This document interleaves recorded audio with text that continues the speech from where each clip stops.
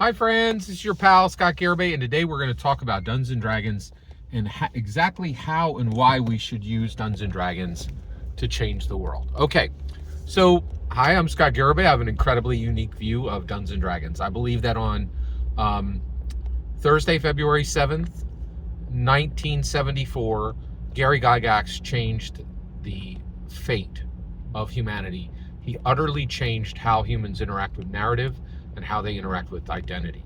So the stories that we tell at the Dungeons and Dragons table, they're an analog for the lessons we need to learn, and they're a powerful tool for helping us to cut our deficiencies in half. We're not just cutting goblins in half, we're cutting our deficiencies in half. And I actually, and there are a lot of ways that people have tried to help humanity, right? And I believe that Gary Gygax built the most powerful secular self-improvement tool, self-transformation tool that has ever been built. And I'm not the only one who believes that. Go check out is it Cat Kruger? How to be more D&D. That is literally a published book that dives into how to use Dungeons and Dragons to literally decide massive key decisions in your life, right? Like, so yeah. So what I want to tell you today is how and why we should change the world with Dungeons and Dragons. All right, so I'm a huge Sherlock Holmes fan, and I've recently been reading a book about Sherlock Holmes. I'm a huge Sherlock Holmes fan, and I've been recently reading a book about the author Arthur Conan Doyle and his life and how he built Sherlock into what he was. So this is really fascinating. But one of the things, Sherlock Holmes was actually Arthur Conan Doyle, the author of Sherlock Holmes. Once he got rolling, the character was massively popular. Every single book, every short story he wrote, they just blew off shelves throughout the entirety of his life. There was no saturation point. People could not get enough, right? Now, Sherlock Holmes is still big to this day, right? But because of this, Arthur Conan Doyle was actually so he would write his books and then he would have questions, and he would just go to his local, he would go to the local police department and he would ask them questions. He was like, "Hey, I'm Arthur Conan Doyle. I want to make sure that I'm saying, Sherlock Holmes is a consulting detective. He consults with law enforcement, and I want to, make sure that what I'm putting in the book is accurate." Well, the cops couldn't get enough of this. Everywhere he went, they were like, "Oh my gosh, come on in. Here's tea and cakes. Stay as long as you want. Have access to anybody you want to answer your questions." They treated him like a rock star, right?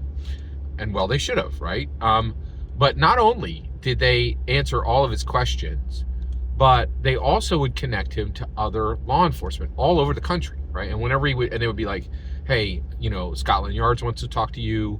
There's tons of other law enforcement that would like to tell you how we do our jobs, right? So that you can depict it in these stories, which are really helpful for us because, actually, that's a great question. Why did the law enforcement they're actually portrayed as idiots in all his books, and Sherlock always outperforms every law enforcement. Regardless, law enforcement was extremely excited to answer all of his questions. So he ended up talking to quite a few police departments, in Britain, and he went all over the country. And he talked to lots of law enforcement guys, and what they did every time was they would tell him the cutting edge of what was happening in their work, right? How they caught criminals, how they did investigations, and they would always tell him the cutting edge stuff, right? The stuff that was 5-10 years ahead, and only like one or two guys in the department were doing it, but the smartest guys, the most innovative guys, the bravest guys, right? And gals. I suppose there were female law enforcement there as well, right? And so Arthur Conan Doyle knew what the cutting edge of criminology was, and he included it in the books. Specifically, he had Sherlock Holmes executed, right? But Sherlock Holmes just assisted law enforcement. He actually wasn't law enforcement. But he was doing the most cutting edge criminology maneuvers that were out on the day, right? Then what's really wild is Arthur Conan Doyle moved the needle in dramatic ways for law enforcement. And the reason why is in every department across Britain, right, Great Britain, the departments were lagging way behind on implementing these new innovative ideas, right? And so, but what ended up happening was he would write them into these books, and then the victims of crimes would come in and say, well, are you going to do a DNA test? Are you going to, they didn't say DNA test. They said, are you going to, draw a profile? Are you going to build a profile of the killer? Are you going to use spiraling, search patterns? And eventually, and essentially, are you going to use DNA, right? Are you going to do the thing that I read about in this book? And they would pressure the actual departments to improve.